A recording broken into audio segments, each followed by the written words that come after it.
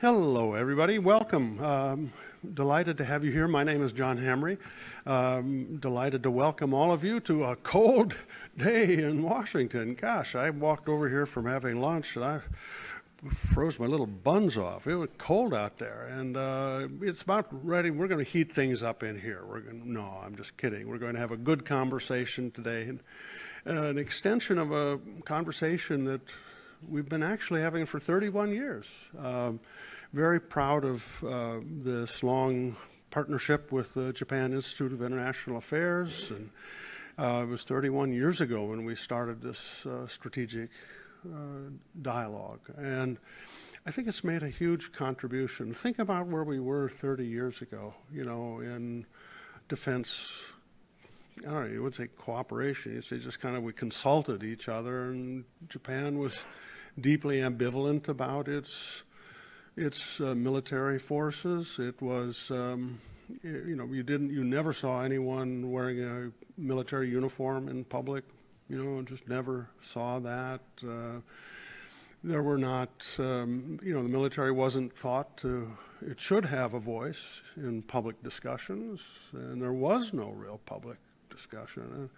Just think about the transformation we've had over the last 30 years, even just the last 4 or 5 years. It's been remarkable, and I think very good. And we're going to explore a lot of that today, and I just want to say sincere thank you to Ken Csis, Ambassador Csis. He's been leading JIA here so very ably these last years, and he's become a real partner in so many things, and I'm just very grateful that all of you are here.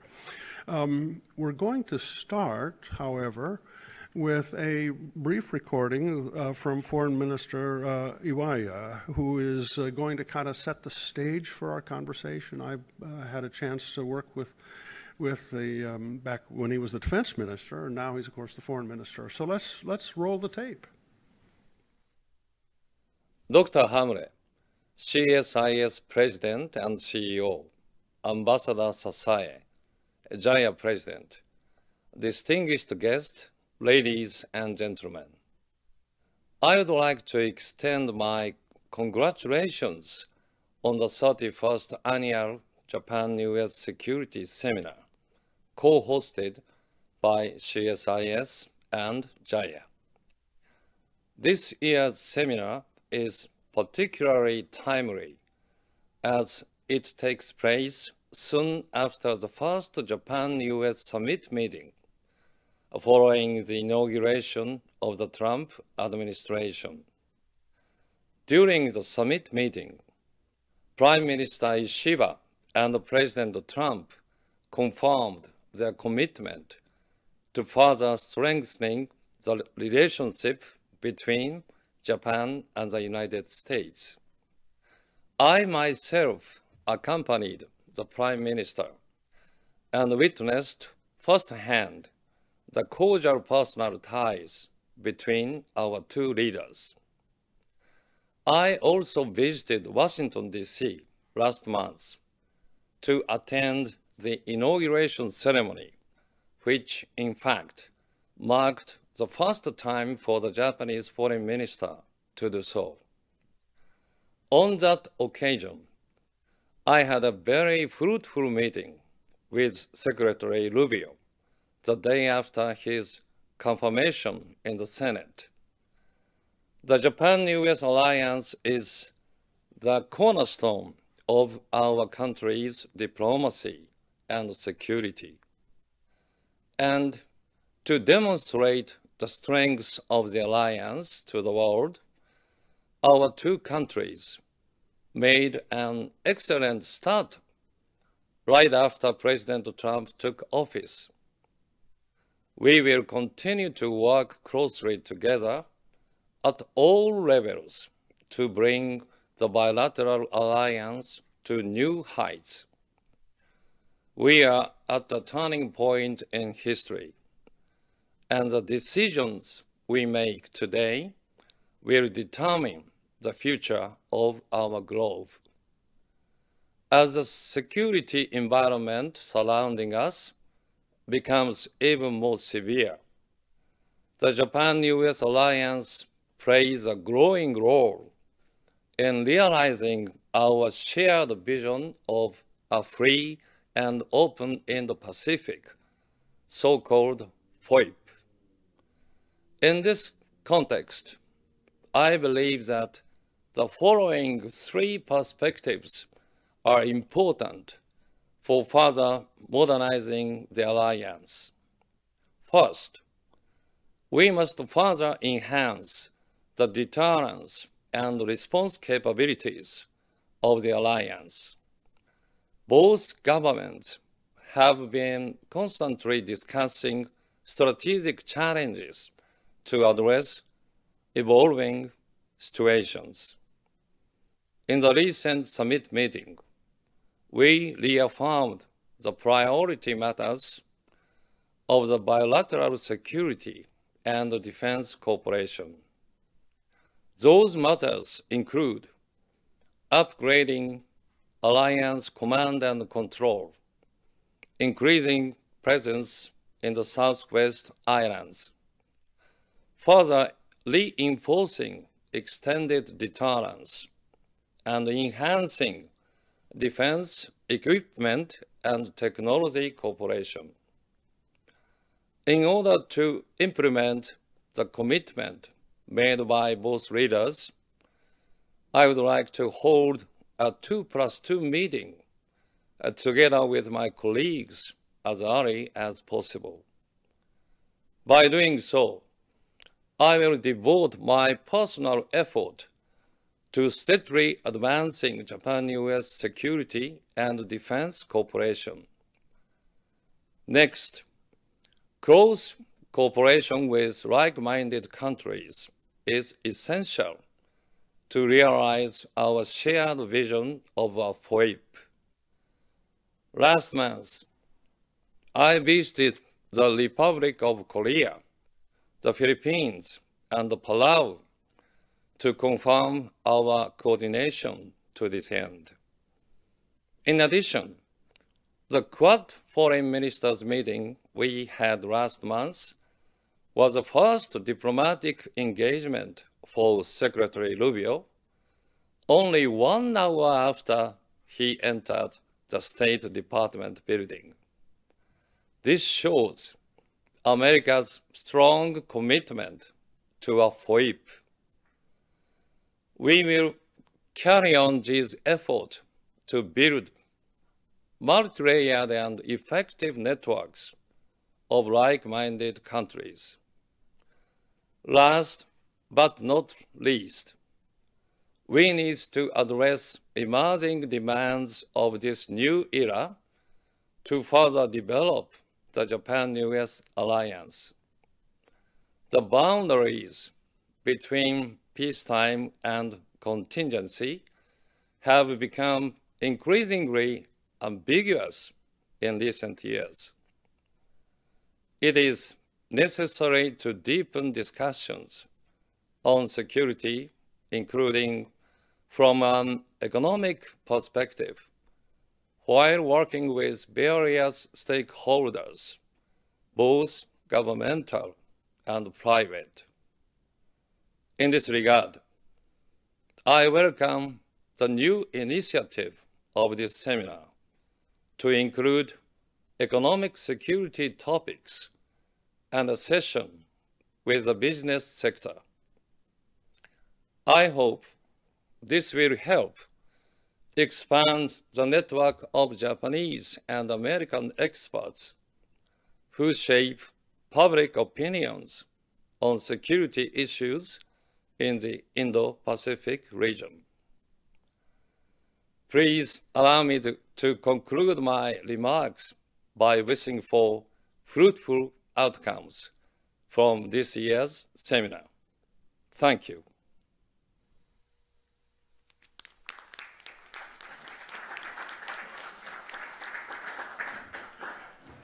Ambassador, why don't you join me on the stage? We're going to have a little conversation. This is going to be you over. They put names on the chairs so we know where to sit, as though that was a complicated problem.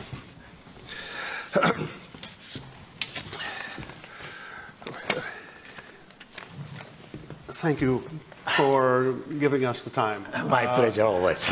I always try to see Ambassador Csis when I go to Tokyo because both of us love his wife, okay? But I think she's one of the gems, you know, in Japan, and I'm so fortunate to have a chance to call her a friend, and you too, and so thank you for being here. My great Tell her pleasure. hello. She asked me to convey her best wishes and love to you. Thank you, thank you, thank you. I'd like to pick up a bit on what Awaya-san sensei was saying. He raised this question, his goal of enhancing deterrence. You know, that has so many layers. Deterrence has multiple layers. How is Japan thinking about the multidimensional nature of deterrence right now? Right. Well, I think possibly the first and far more important essential part of deterrence is a good relationship between the two leaders. We have to have it. Even if we have a purely military deterrence, if we need to use it in terms of contingency or ready to use it or to work as a deterrence, if people think that the leaders are not really willing to do it, that's a big problem, right? So I think all this relationship between the two leaders and also the government officials, including ministers and so forth, whoever the president of the United States should be, I think we need to maintain a credible relationship. It doesn't matter whether you like. It's more a matter of you need to go along in the best way. That's the first point. The second point is more on the security side. Of course, the deterrence means command and control, as Minister said. This has been an issue for some years, and there was a good agreement that we envisage this command and control issues which continue to be addressed for the constructive way, for example. And then there is the discussion on the possible joint operation, including contingency or gray areas, which Minister just mentioned in his statement and so forth. All this operational planning and also the joint exercises we are stepping up together to make all this planning reality. And also putting more emphasis to increase our deterrence in the southwestern part of Japan, where there could be Taiwan issues in the future. We have to prepare for it. And also, this has to include other diplomatic engagement, like with Philippines or okay, whatever. So all this defense and military deterrence has to be combined with all this accompanying diplomatic efforts. So all this, our preparedness to increase our defense capability, for example, we need to go together with the diplomacy. I think that's what I think about the deterrence. And also in the future, I think we have to be thinking more about the meaning of a nuclear deterrence, because we are not quite sure at this moment how the United States could get into arms talk with China, how to curb Chinese nuclear development on top of North Korean nuclear development. And so I'm not saying that we should have nuclear weapons, of course, but we need to have a nuclear deterrence, of course, and extended deterrence from the United States. That's why we are talking, and we are willing to talk both on the political and official levels, how to strengthen the deterrence part to cope with the future problem. So let me just ask really a hardball question. Yes.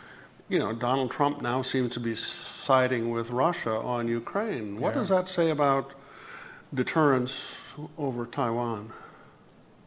Taiwan? Taiwan. Are we signaling a weakness now through this curious ambivalence about Russia and Ukraine? Yeah, well, judging from what Mr. Trump is talking about, how the United States will be involved, putting a lot of pressure on Zelensky, and try to be seemingly more supportive of Putin's position and so forth. And how this will be ending up, we really don't know at this juncture. Is he really serious about supporting Putin? Or is this the beginning of his negotiating tactics to show the best material to the Putin? Putin is willing to stick to this nice idea, possibly, but then Mr. Trump said, well, we have to satisfy our friends and allies in Europe and so forth. If you could go to the Putin and can you give us 1, 2, 3 things? If that be working, that'd be great. So we really don't know if there is a burden to be shared equitably, hopefully with the United States and Russia and Ukraine and Western Europe or G7, whatever. That'd be great. But we are not quite sure at this moment how all this venture will be ending up. So it is too early to say, predicting that impact of his exercise over Taiwan. If he's successful, well, things could be different. But if this could be failure, I mean, diminishing U.S. commitment to be involved and try to be going to rescue, whether it is Ukraine or even beyond that one, Western Europe, say Eastern Europe. Yeah, and if that is the case, I think that would have enormous adverse impact because that might give the source for some concern that the United States might repeat or would take the similar actions or don't take. Then that could be that could be a problem possibly. Yeah, it just is unnerving when for 3 years what we've heard people here in Washington say is, well, coming together to stand behind Ukraine was the best way to tell China don't mess around with Taiwan. And now it looks fuzzy. Yeah. I just wonder if we have to think about that, what that means. Let me ask you more about deterrence is often talked about really in a nuclear context, and I've had very senior Japanese friends say to me, how good is your deterrence guarantee when we saw you work so hard not to get in confrontation with Russia over nuclear weapons in Ukraine? You guys were doing everything you could to avoid it. So how good is your deterrence guarantee for us? Well, that's a very good question. I mean, to be honest, this could put us in a very difficult position. And if Russia would come out as a winner of this war, and then Russia could have more room to extend its expansionist policy to the Far East and even Asia Pacific in larger context, and I think we have to come back to old Cold War days mode of the thought. And so this could make us be more serious about the commitment of the United States to extend the deterrence. But I'm not quite sure that this would elevate some of the debate on our deterrence. I mean, I'm talking about nuclear deterrence. That's something else. But, but before coming to that point, to be honest, I mean, we have to go through a lot of domestic debates because all these nuclear issues obviously have a very sensitive part.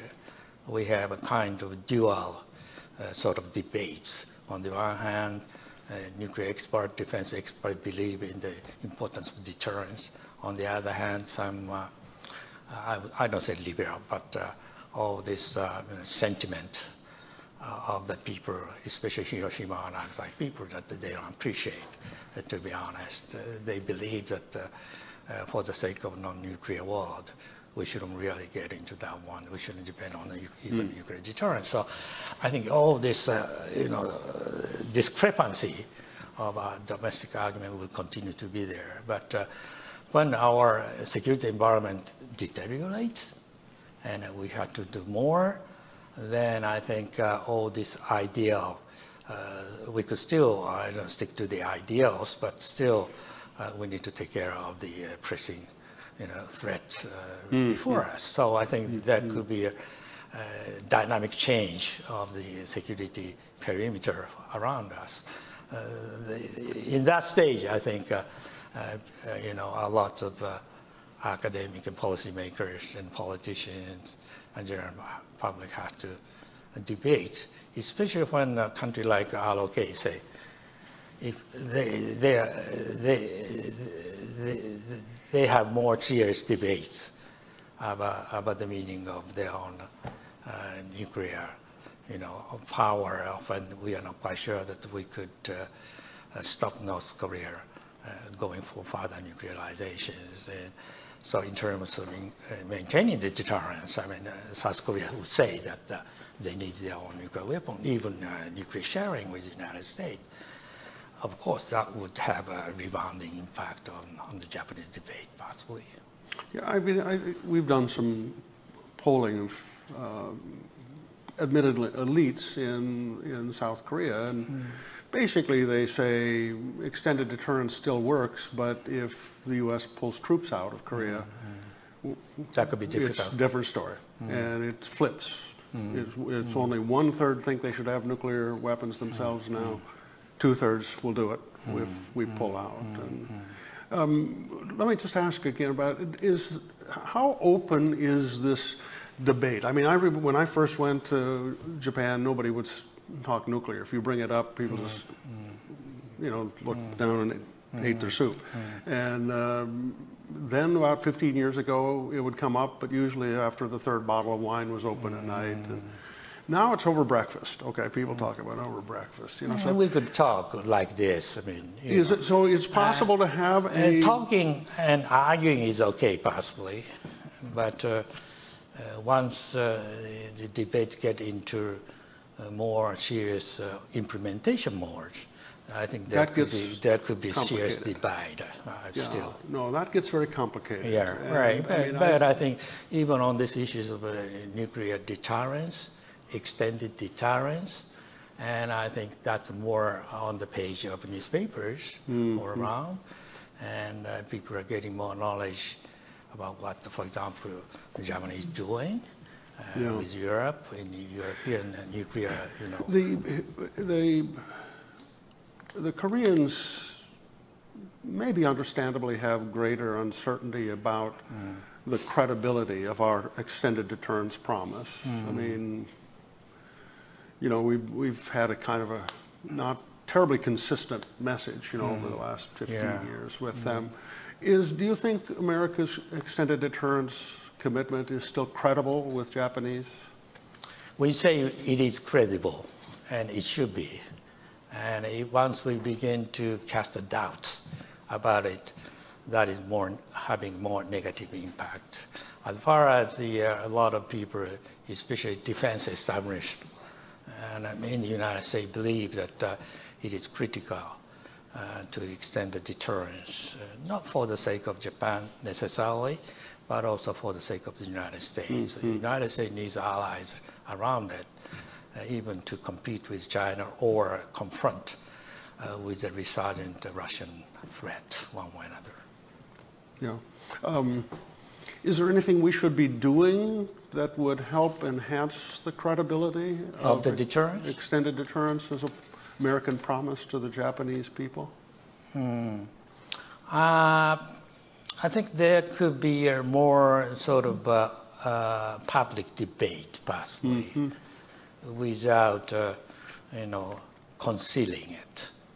And I think the general public need to know what do you really mean by nuclear deterrence.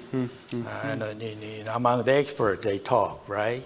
All these escalation ladders And even if there is a discrepancy among the latter, there could be decoupling issues and so forth. That's basically the expert discussion taking place. But what would you do when it applies to North Korea or even theoretically China? We still don't regard China as an enemy in official terminology. It's a serious challenge for us. We are not willing to make China at this stage a complete enemy. It's a potential, great challenge, but we still maintain some of the critical relationship with China when they are not really invading, like Singapore or even Taiwan. And so. Well, I'd like to follow, this is very interesting that you've opened this up. Back when Japan hosted the Osaka G20 summit, Right. I thought you did a brilliant job of framing the interests of the West and actually getting China to sign on to the communique. Yeah. And it was sophisticated, the way in which Japan maneuvered that summit. We tend to be a bit, a little more black and white here. Yeah. China bad, we're good, that kind of thing. And I wonder how you're thinking about the managing the enthusiasms of the United States for confrontation with China. Well,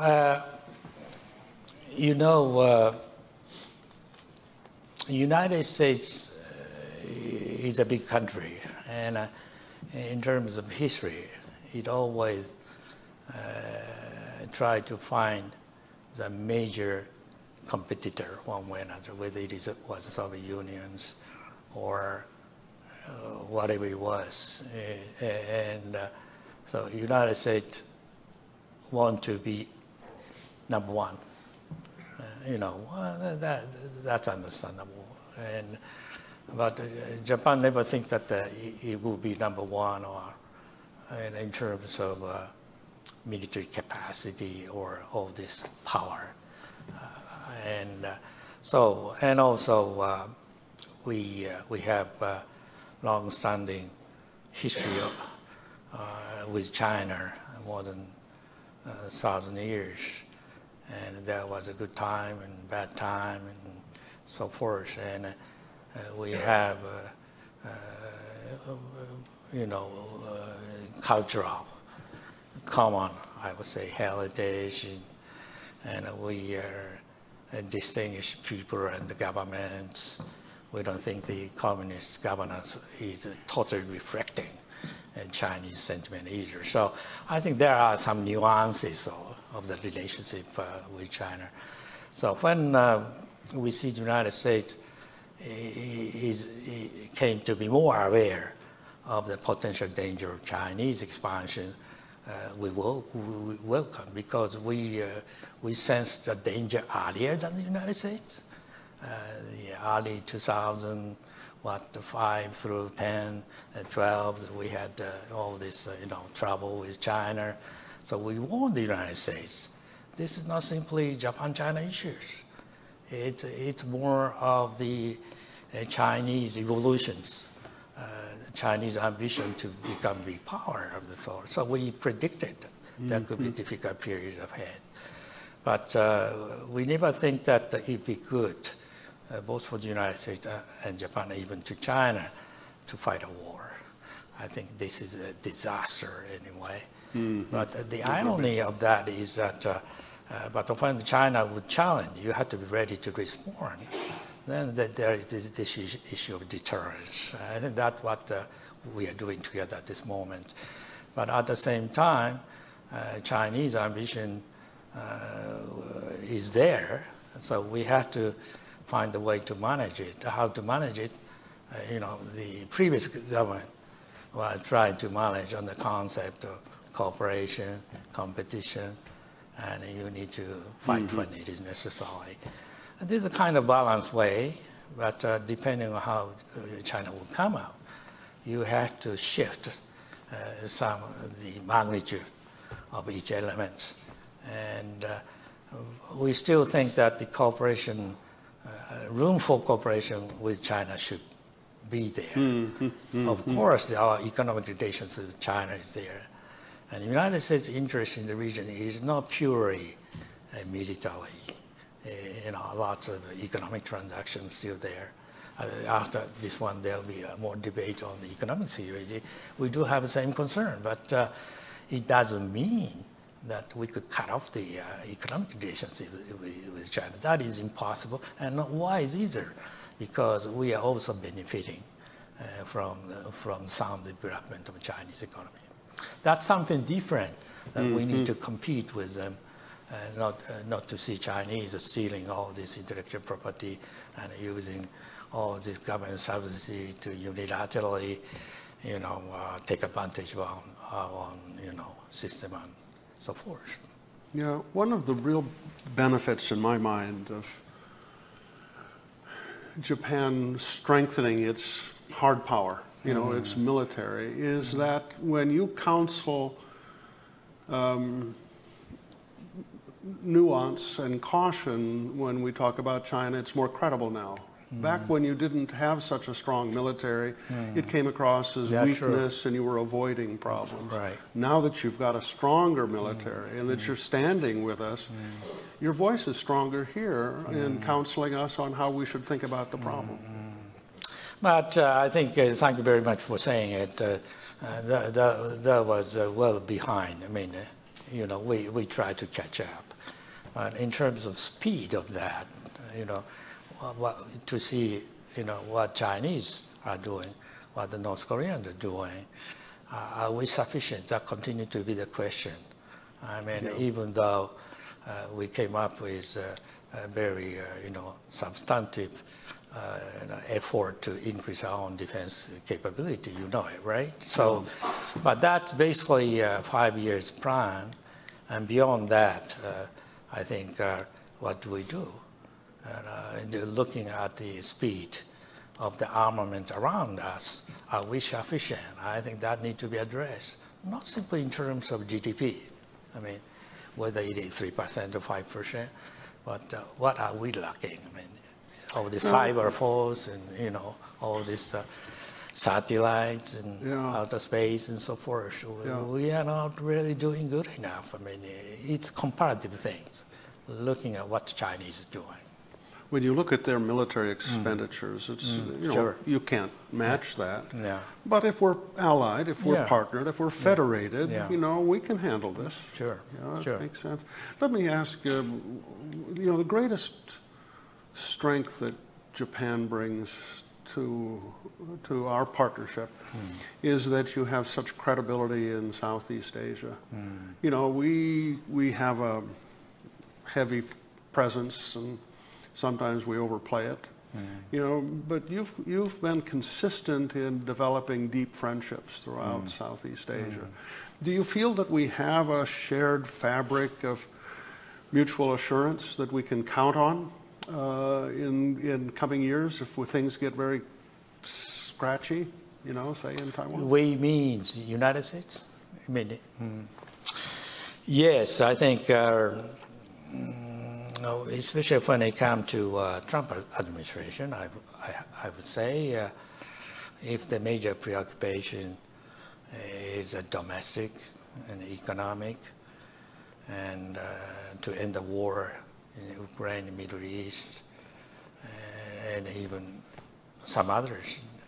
And if you think that Southeastern nations are basically problem-free, I mean, in terms of strategic imperative or impact upon American security, I think that's a wrong attitude. I think we need all these relatively stable ASEAN, for example, in spite of some of the inherent problem of their own, like Myanmar and so forth. But on the whole, they are developing, very stable, and without getting their support on our joint effort to keep all this free and open in the Pacific, and it is a wrong thing. I mean, if we don't pay much attention to that, of course they want to maintain their own independence and neutrality,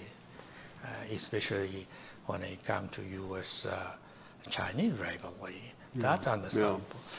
But the best thing for us to see is not to put them to the side of China, under their own economic influence. So that's why we need to maintain our own economic presence together with the United States. But over that one, I still believe that they don't want to be unilaterally dominated by Chinese economic influence, that they need some of the counterbalance. That's why United States could play a role. And we, on our part, continue to do our own share of the work, like not only traditional official development assistance, but also beyond that, security assistance we study, right? And also the multilateral dialogue with them, focusing on our own strategic and security component of the relationship, like Philippines and even in Asia, together with OQUAD and so forth. I personally think your independent diplomatic and development agenda in Southeast Asia is of strategic value to us, especially because it's independent, because we share values, and we're not at contradictory purposes, but you can talk in ways to Southeast Asian countries that we cannot. And it's really valuable to have you as a partner leading, not just being a part of something that we do. Yeah, that applies not only on the security and strategic dimension, it's also applied to the economic engagement and trade, say, especially this government. I mean, here is very much focused on using tariff as weapons and so forth, and I think there should be I would say part of the effort for us to maintain a free and open system on trade, say, and keep all this, the free trade agreement, TPP, for example, and also some other, regional framework. Still, these are not old legacy. We still need to maintain. We don't have much expectation that this American government would support multilateral trading system and so forth. That's already well understood. But it doesn't mean that we would abandon. We have our own yardsticks, our own sort of, principles and vision of the forward. So when America is not there, we try to be there, when it is necessary. But it doesn't mean that we don't want to see America coming back in the future. So all this period of great social experiment, I would say, on the American side, whether it is domestic or foreign, I think how long does this go? We don't know. But I think we have the patience to see America to be united and coming back again to take care of the global issues around us. That's a beautiful benediction for this conversation at this stage. We've used up the time, and I don't want to take further time from the panel coming. Would you please say thank you to Ambassador Csis with your applause?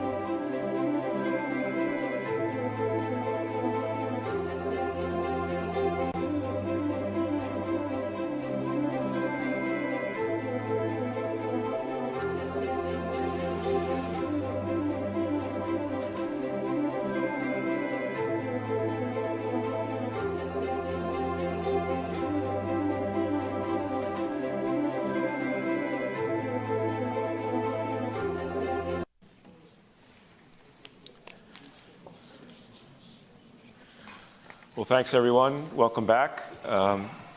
Pleasure to be with you all this afternoon. I'm Nick Csis. I'm a vice president in the Geopolitics and Foreign Policy Department and also a senior fellow with the Japan chair here at CSIS. And it's really my pleasure to moderate this conversation with distinguished colleagues who've been following the U.S.-Japan alliance closely for many years. And it's always great to have a chance to share views with all of you. So I'm going to invite them all to share some comments. We'll have a little dialogue up here. And then in the time remaining, we'll invite you all to join the conversation as well. But before we get started, let me introduce everyone briefly. To my far right is Professor Kazuto Suzuki of the University of Tokyo. We're also delighted to welcome Christy Govella, who's the Associate Professor of Japanese Politics and International Relations at the Nissan Institute of Japanese Studies at the University of Oxford. And also Tetsuo Kotani, who's a Senior Fellow at the Japan Institute of International Affairs and also a professor at Meikai University. Tetsuo, maybe I'll start with you. We're just over 2 weeks removed from the summit meeting between Prime Minister Ishiba and President Trump. Why don't you start us off by sharing your impressions of that meeting and things that you think we should be focusing on moving forward? Well, thanks, Nick. Nick and I have been organizing this seminar more than a decade. And this is kind of an annual health checking of the alliance. Are we doing good? What are the new challenges? And this is particularly important whenever there's a change of governments in either capital. And this time, there were changes of governments, both in Tokyo and Washington. So I think this year's security seminar was very important. And we just had a first meeting between President Trump and Prime Minister Ishiba. And I think the summit meeting itself and the joint statement were a success. We basically repeated what President Biden and the Prime Minister Kishida said last year, including the modernization of our command and control coordination, defense industrial cooperation, and the further strengthening the operational cooperation along the First Island chain, and also the economic security cooperation. And I think why the summit meeting was successful, because we face common challenges. And this year's security seminar, we covered the regional security issues. And of course, we have China's military buildup, both conventional and nuclear, and there are efforts to change the status quo in East China Sea and South China Sea, and even across the Taiwan Strait. And we have North Korean nuclear and missile developments. And particularly, we are very much concerned about the ongoing developing partnerships between Russia, China, and Russia and the DPRK. And because of that, I think in the joint statement, the two governments emphasized, first of all, Japan will continue to substantially build up its defense capabilities. And also, we will continue to build our presence along the First Island chain. And also, we will continue to build partnerships, minilaterals, including Quad and trilaterals, and the one with South Korea as well.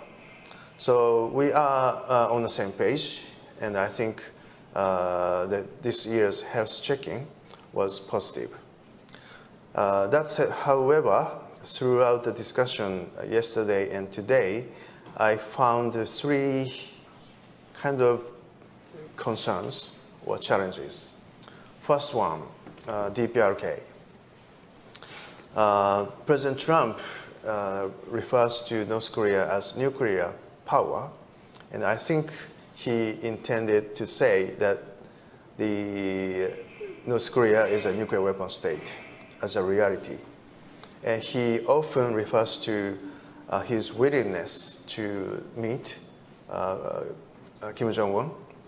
So there could be another round of US DPRK meetings. And perhaps not necessarily for the denuclearization, but for nuclear arms control. And if that is the case, Japan could be in a difficult position because we have been advocating the complete denuclearization of North Korea. So this issue could be one big challenge for the two countries in coming years.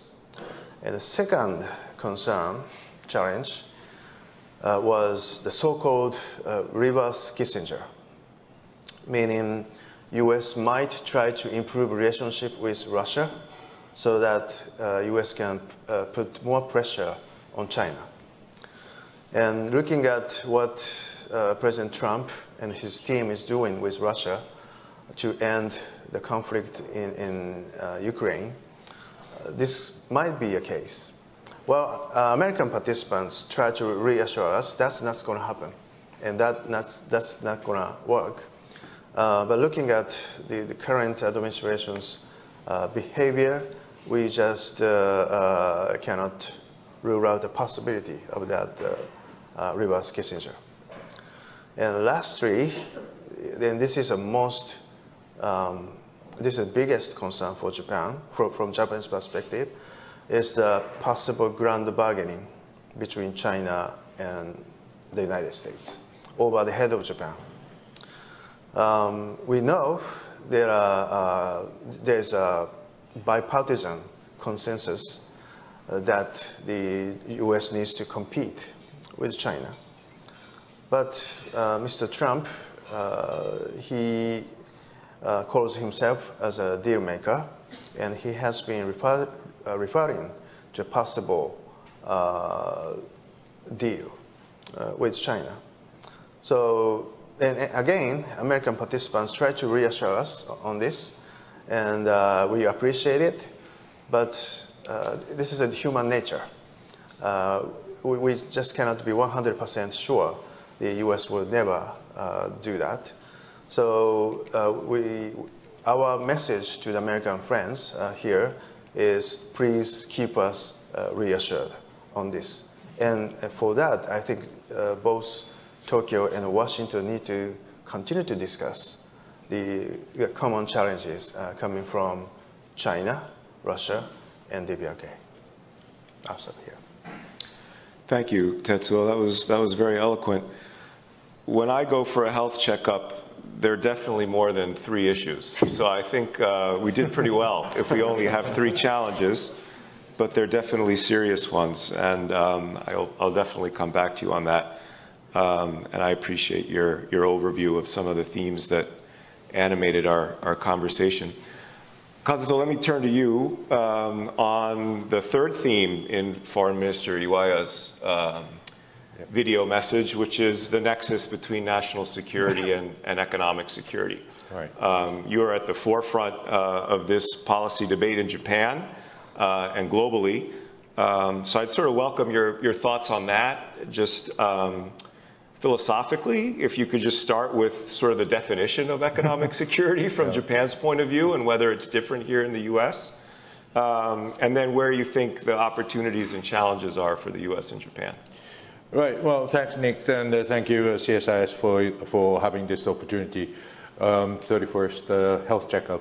And I think this is the first time that economic security is introduced in this CSIS JIIA meetings. So I think again we have one more column to check for our health. But I think so far the as Foreign Minister Iwaya said, and also what Mr. Trump and Mr. Ishiba joint summit has demonstrated, that our economic security is sort of in the same on the same page. But I think fundamentally there is a conceptual difference between Japan and the United States about the concept of economic security. For Japan, economic security is more or less started, the discussion of the economic security started from the 2010, the Chinese export control over the rare earth mineral.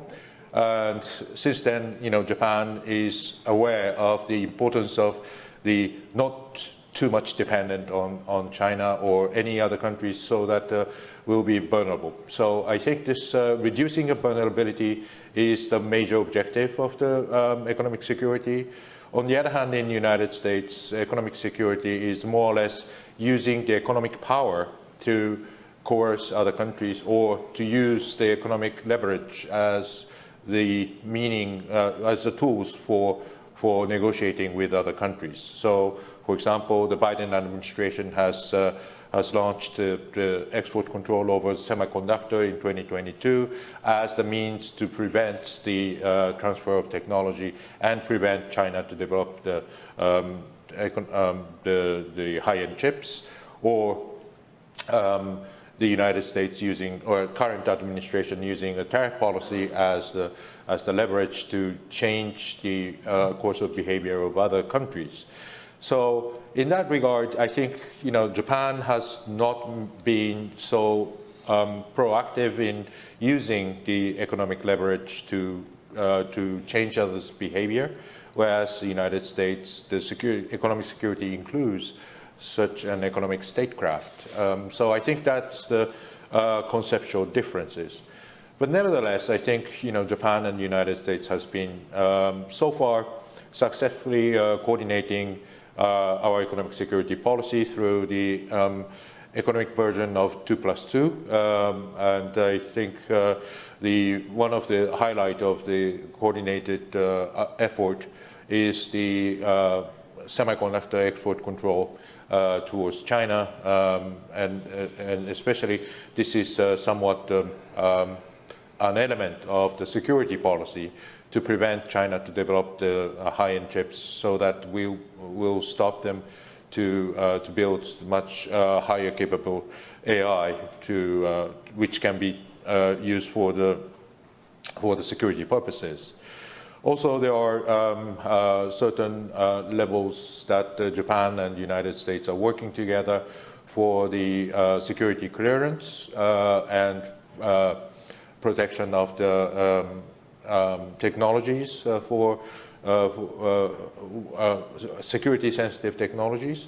And also, I think currently the Japanese company Rapidus is cooperating with IBM to develop the 2 nano or beyond 2 nano node semiconductors. So that's another a kind of Japan-US cooperation on the industrial policy for the future. However, having said that, I think there are lots of issues that is lying behind, and especially during this administration has posing a lot of questions. One, of course, is the tariff issue. I think the tariff on for example, the 25% on the automobile is very much of a concern. And also, I think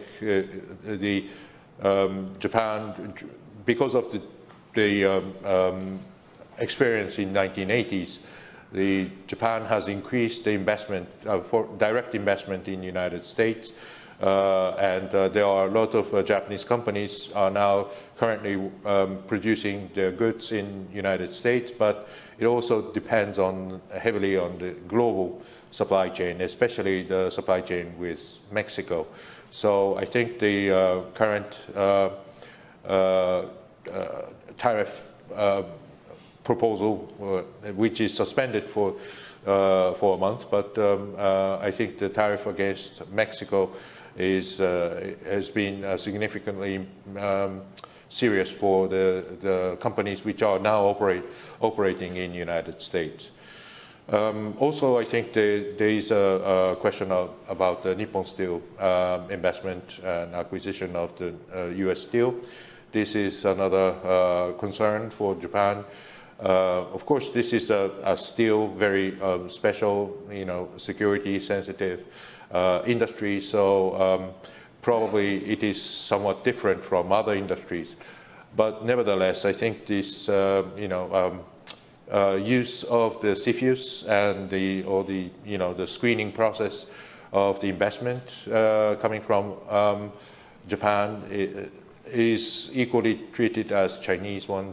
It seems to be rather confusing, and I think it is not really sending a good message to Japan. So I think in terms of economic security, the friendshoring, which means that creating the network of the supply chain with the trusted partners, especially between the United States and Japan, is getting more and more difficult if this administration is taking such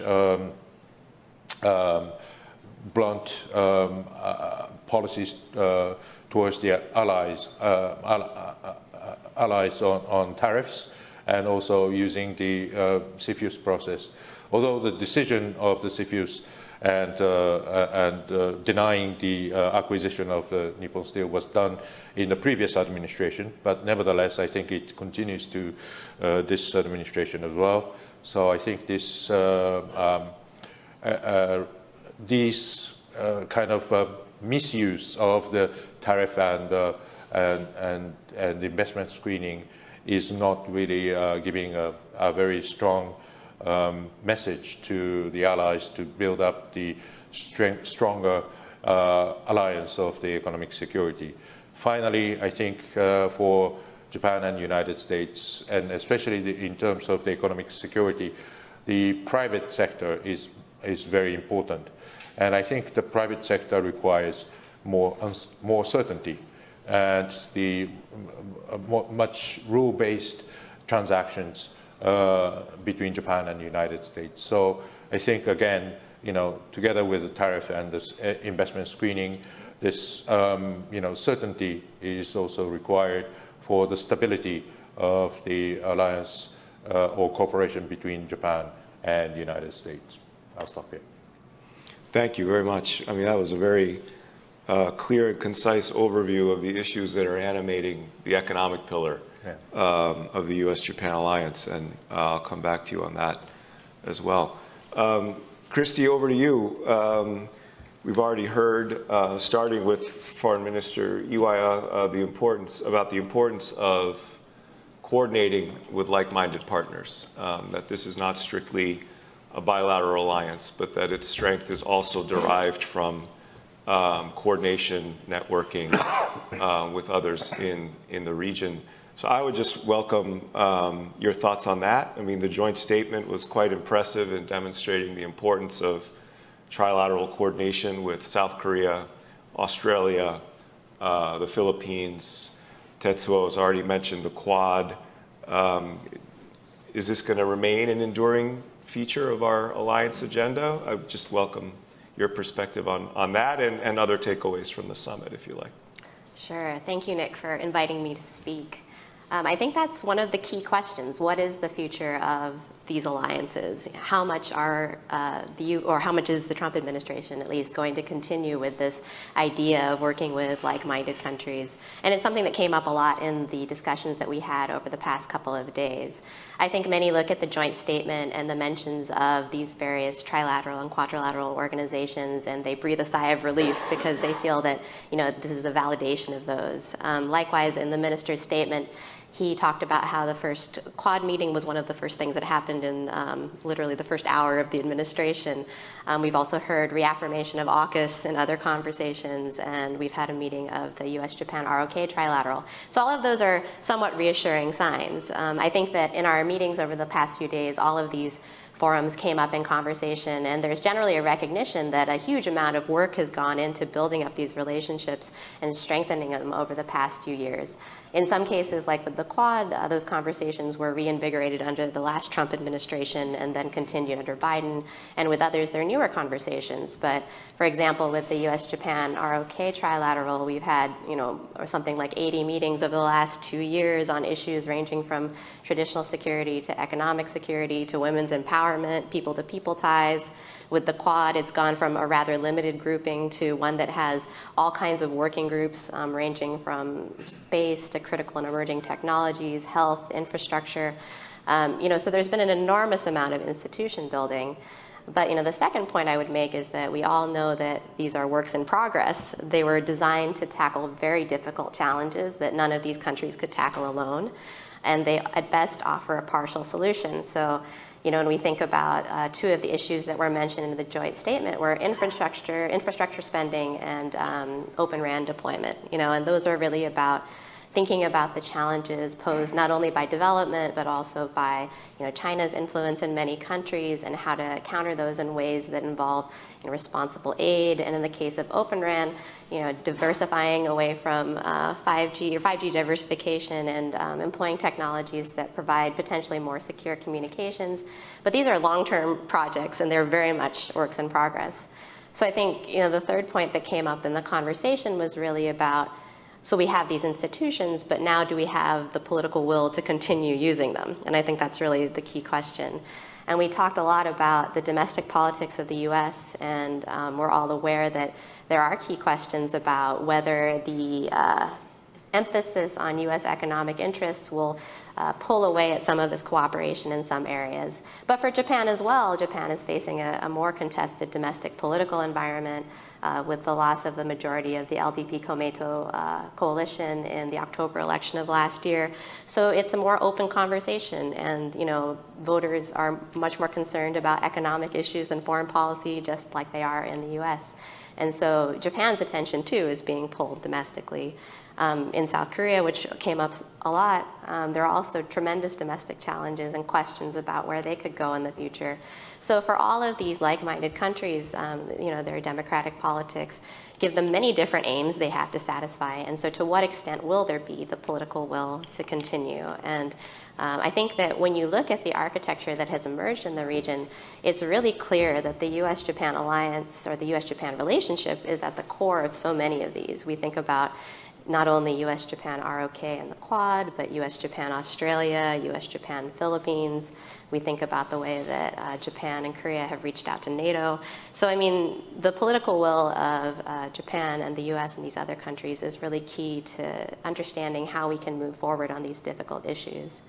And then maybe the fourth and final point I'll make is that beyond this kind of like-minded cooperation, I think there are still many questions about what this all adds up to, what these many mini-lateral conversations will produce in the end, and if they'll actually help us solve these complicated issues. And I think that those larger issues of what we think the broader architecture of cooperation should look like are even more up in the air than the more functional questions. So I think that there are some promising signs so far, and we saw in the joint statement and in many of these other meetings some promising signs, but it will really be a question of whether there is the political will, and we have yet to see that.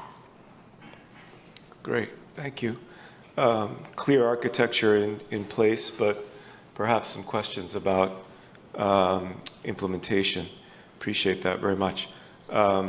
Let me abuse my role as a moderator just to follow up a little bit, but I do want to invite all of you all to join the conversation as well, so please stand by. Tetsuo, we could talk about all three of our challenges for hours, but let me just have two quick follow-ups for you. Certainly recognize the concerns about the potential for US diplomacy with Russia, China, and North Korea. I think you made that point very clearly.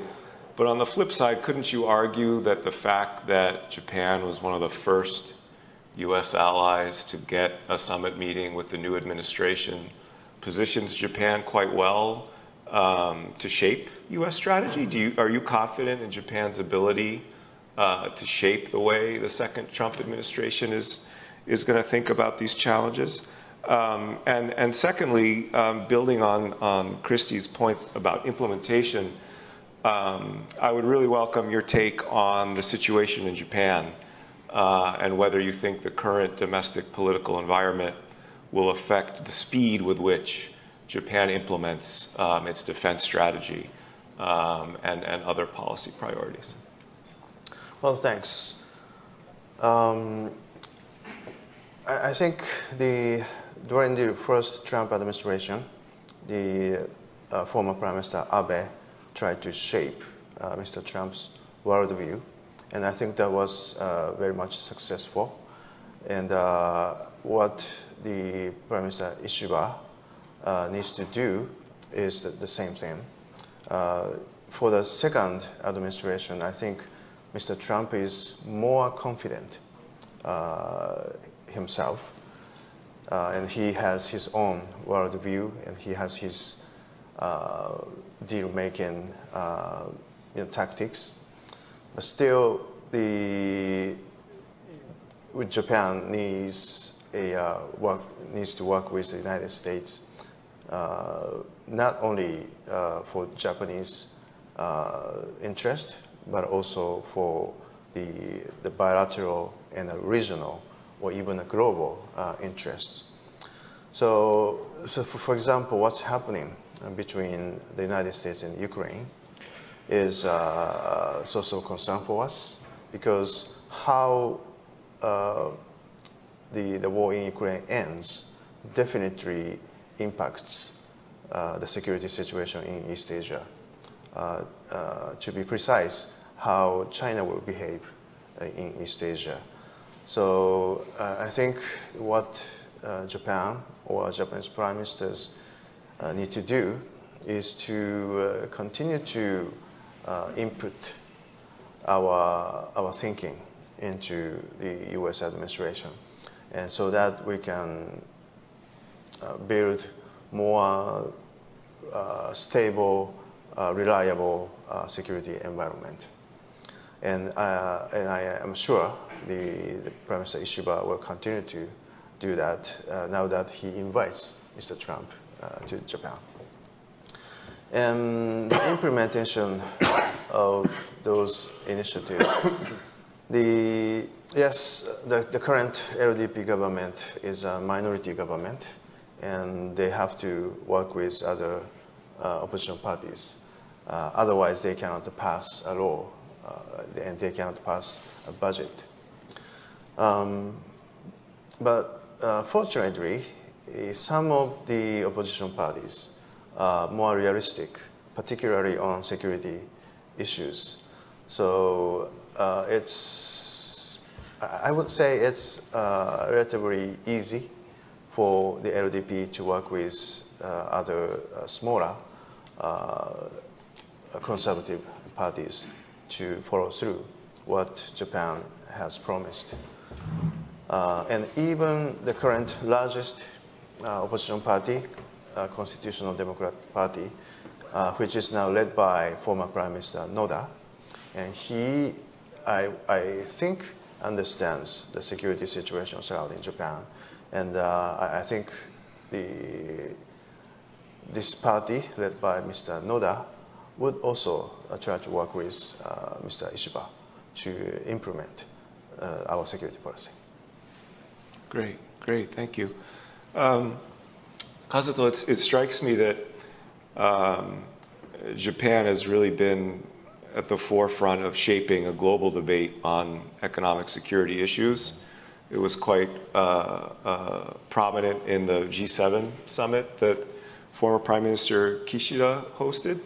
So I'd welcome your thoughts on Japan's sort of global leadership role in this arena. And then secondly, sort of getting back to the US-Japan context, do you think we need more dialogue on the balance between competition and interaction with China? That's long been a feature of Japan's China strategy. Do you think we're heading in the right direction, or do you think we need to dig a little deeper into how we're thinking about the China challenge? Well, when it comes to leadership, I think this is, I think there are two kinds of leadership in economic security. One is the conceptual leadership. The concept of economic security is relatively new, and there is no fixed understanding. And I think Japan is certainly the leading model of the economic security and providing the sort of conceptual idea of what economic security is supposed to mean. And I think, for example, the EU's de-risking is a sort of a concept spin out from the Japanese behavior, or learning from the Japanese experience. So I think that sort of as a leading model, yes, Japan took a certain leadership as conceptually, but when it comes to the action, I think the economic security is primarily about how to use the national capabilities. National capabilities to be resilient. And I think the United States, for example, has its own sufficiency on the supply of food and energy. Meanwhile, Japan is not. So I think there are different contextual differences of the positioning of the economic security, the strengths and weaknesses. So I think it's relatively difficult to have the sort of a coherent approach. I think there are case-by-case approaches of how to act for the implementation of the economic security. So I think in that regard, Japan is taking a certain leadership in forming the economic security frameworks. For example, Japan's commitment to build up the IPEF, Indo-Pacific Economic Framework initiative. I think it was primarily an initiative by the Biden administration, Catherine Tai, but at the same time, Japan has committed to form some sort of a leadership, to exercise some sort of a leadership to form the coalition among the Southeast Asian countries. So that kind of leadership, yes, Japan has taken, and also the action of CPTPP. After the first Trump administration left the TPP, Japan took a leadership to form the CPTPP. So that's another leadership. But when it comes to a global leadership, I think that's a different story, because I think there are differences of the way in which that the United States, Europe, or many other countries take the economic security in their own context. So yes, I think Japan took the leadership in the G7 Hiroshima summit, but it didn't carry it out very well in G7 in Italy. So I think hopefully it will come back in under the Canadian presidency, but because of this, the tariff controversies between United States and other G7 members, I think it's relatively hard. The second question about dialogue with China, I think this is somewhat necessary, because I think in our this morning session, we have discussed that China is not just a risk but also an opportunity, and many business think that China still, even though its economy is contracting, Chinese economy is still large, and there is a lot of it's a revenue opportunity. So I think we need to distinguish what is sensitive, what is strategic, and what is not. I think T-shirts or toys from China is not really a strategic trade. I think what we are concerning is the more sensitive technologies such as semiconductor or critical mineral. And in Japanese Economic Security Promotion Act, there are designated 12 items that are designated as a critical items, including semiconductor, fertilizers, minerals, etc.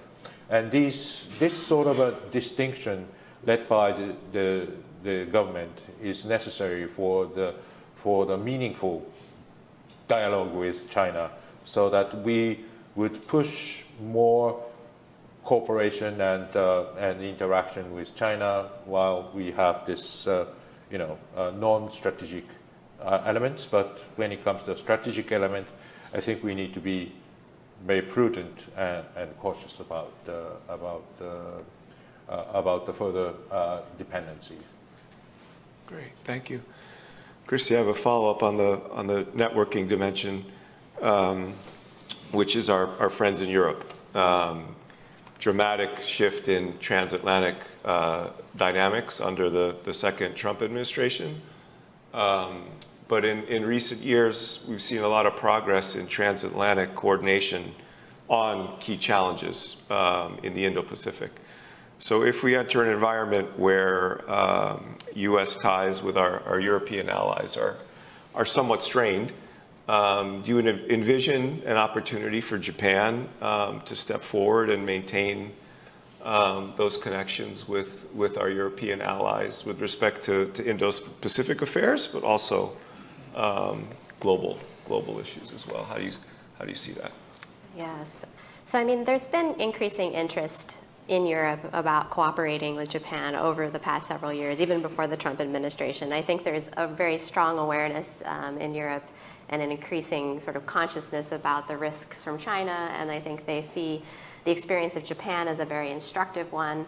In many ways, I think the perspective of Japan is also more relevant for Europe than the US. I think that, like Japan, many European countries are concerned with somehow maintaining a balance between economic cooperation with China as well as protecting against some of the hazards that involves. And they are not taking as hard a line as the US has. So I think in many ways, the Japanese experience has a lot of relevance. So I think that has also played into the increasing dialogues and the increasing cooperation. And again, I was talking about the minilateral organizations, mostly in the Indo-Pacific, but we see many parallels in Europe to talking about critical and emerging technologies and many of the same topics. So, I mean, I can say that since before the election, but especially since, there's been a huge wave of concern and dialogue about what is to be done about essentially the future of multilateral cooperation. And I think for many European countries, Japan is a key partner. I've been a part of several dialogues, for example, with the UK and Japan, thinking about how they can pursue mutual interests and strengthen bilateral relations, but also how can they work together to advocate for the values that they see as important in the world system, like the trade system, for example. And I think that economic security emerges as one of the things that's really at the forefront of those concerns because, again, they're very similar risks and very similar hopes for potential there. So I think that we'll see a lot of those dialogues increasing as we go forward. For example, the UK and Japan just announced an economic 2+2 at the end of last year. So I think, but again, it's the question of the political will. All of these countries are facing domestic challenges. They have many different concerns. And so, how much can they really do is a topic that I hear come up in these discussions quite a bit. I think for those who are more ambitious and more optimistic, what they hope is that maybe Europe and Japan and other like-minded countries, even without the US, will be able to utilize this lattice work or this network of allies and partners and perhaps fill the vacuum if the US does decide to cede leadership, that they will be able to maintain the course and build something that perhaps is more robust in the end because it doesn't depend so strongly on the US. That might mean that if the US changes course, that it may have less control over what it is doing in the future with Japan and Europe, but I think from the perspective of some countries, that wouldn't be a bad outcome. So I think you'll see these kinds of different conversations going on, but I think that Japan is certainly a country that is seen as having a lot of common interests by many in Europe and around the world, really. Excellent. Thank you all. We have a few minutes left, so happy to entertain a question or two from the audience. Sure. Please identify yourself and ask your question in the form of a question, as we say. Hi, my name is Nari from the GR company, and thank you so much for this interesting conversation. My question to any of the panelists is, at this discussion, we haven't really touched on the Pacific Islands, which is in the middle of Japan and the US. And with the US kind of pulling out from the humanitarian aid or foreign assistance or development, my question is, will Japan and the US have an opportunity to continue working in that region and further building a stronger relationship, building more mini-laterals, or do you guys think that it will just be Japan mainly further investing in those regions and just filling up where the US has left in that region? Thank you. Christy, you want to Sure. start? I think this is a really important question. I mean, the Pacific Islands are an area of enormous strategic significance, and we know that the U.S. has placed increasing attention on them over the past couple of years. So I think that, starting from the good points, I think that Japan's relationship with the Pacific Islands is longstanding and valued, and that Japan's commitment in that area is very much a strength. I think the U.S.'s attention to the Pacific Islands has been much more inconsistent. So I have been in many dialogues with colleagues from the Pacific Islands, and they're very appreciative of the attention that they've gotten in recent years, but also wonder how long it will last. So if it does in fact change course now, I think this would not be that surprising to some people, but would be an affirmation of their suspicions and fears that the commitment of the U.S. to the Pacific Islands is not very strong. I think it would send a very negative message. And for the people of the Pacific Islands, I think economic development is really the key concern in a lot of these areas. So more than any strategic concerns, they really are in need of basic aid and telecommunications infrastructure and these kinds of things to really push their societies forward. So I think there is enormous opportunity for the U.S. and Japan, and also with partners like Australia, to work on things like undersea cables or aid or various kinds of assistance. And so it would be very beneficial if the U.S. chose to continue with that. I think it's something that you can do a lot with for not very much money, to be honest. But I think that remains to be seen in the current administration. Either of you want to chime in? Well, nothing to add. We have time for maybe one more question. Sure, in the front.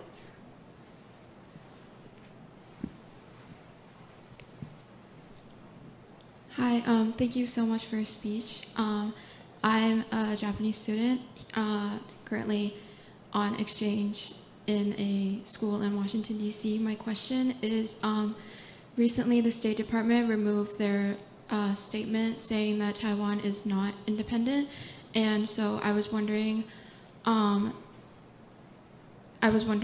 Japan is going to be reacting to that. If I know Japan supports its autonomy of Taiwan, but it doesn't support its independence currently.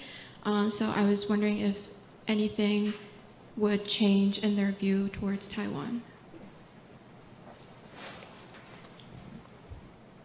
Well, I understand the reason why the State Department deleted the statement of supporting, not supporting the Taiwan's independence, is basically a recognition of the fact that Taiwan no longer seeks independence.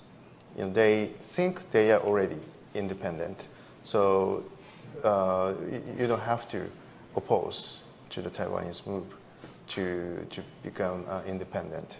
That's, I think, the Trump administration's understanding. And Japan has its own one China policy, and we don't have to necessarily follow what the U.S. government is doing. So I don't think the Japanese government would do the same.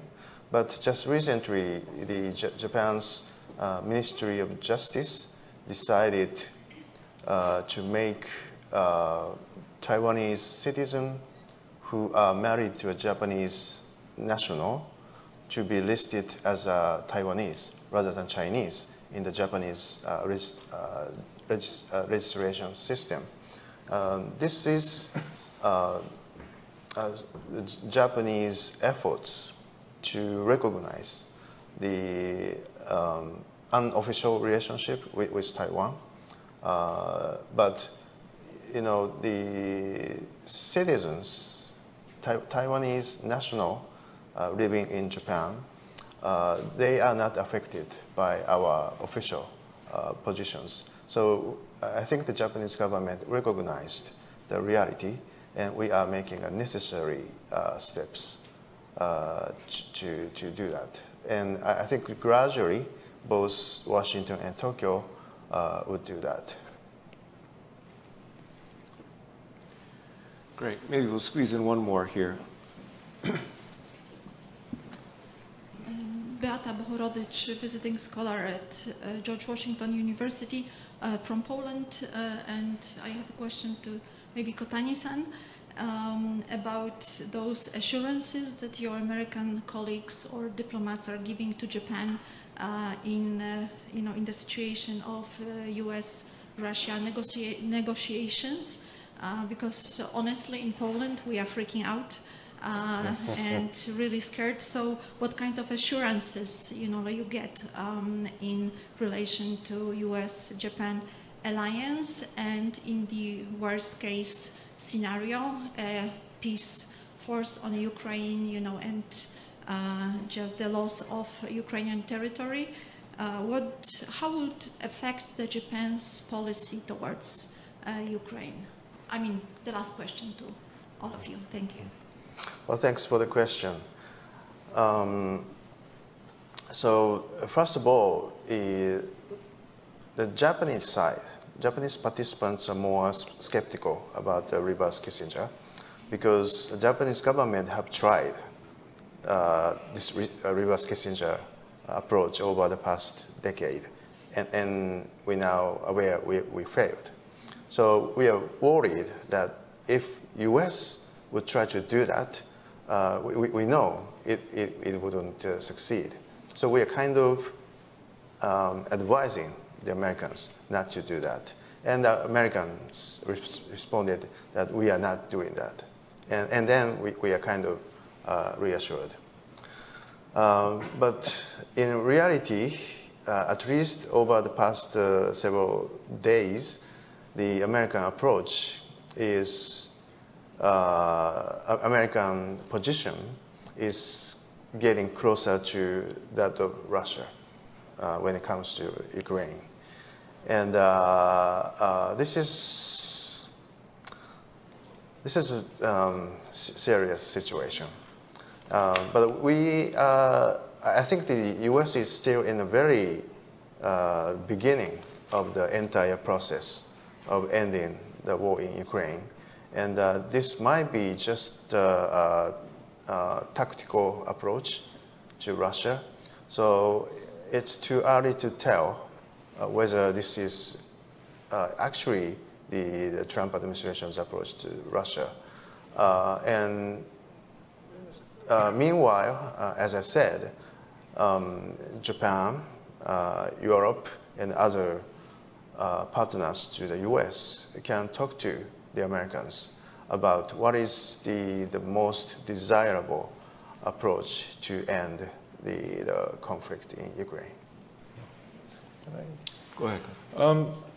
Just adding to what Kotani-san said, I think the United States approach is not yet at the level of reverse Kissinger, or to change entire course. For example, if you look at the economic sanctions, the United States has not taken out or degrading the economic sanctions. I think still the United States is putting itself as a position to coerce or push the Russians to behave according to what the United States want. At the end, the outcome is not yet clear, but I think it is certain that Mr. Trump is trying to stop the fighting. So that's how he tried to approach to Mr. Putin. But so far, in terms of policies, I think the United States still maintain certain level of the economic, stayed in a presumption of the Western coalition to impose sanctions. So I think we are still yet too early to make a decision on how Mr. Trump and the Trump administration's strategy towards Russia, and I think which is not yet clear. So we cannot immediately say that this is certain. There are certain impact or changes towards the Indo-Pacific or Asian front, and I think there are certain possibilities, and I think it will be more serious when it comes to a question of the economic sanctions against China if something happened in, let's say, Taiwan Strait. So it is the time that we need to rethink about how we take certain actions and to send the right message to China. And I think this experience in Russia and in Ukraine gives us an opportunity to think that if there is no coherence on the Western front, Europe and the United States, then it would make the things much worse, and it will make it harder for negotiate with Russia or Ukraine. So I think this is a lesson that we are learning from the experience, and but I think there are some still hope that the United States is taking a certain position to put the harder stance against Russia.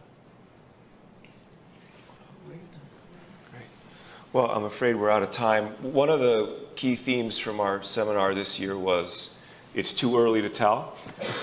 It's early days, and it's not quite clear which way Trump administration policies will evolve on various issues. But my takeaway is it's never too early to plan. And my colleagues today have really articulated both the strengths of our alliance, the foundations on which we can build going forward, but also a lot of the challenges that we need to work through together. So please join me in thanking our distinguished speakers.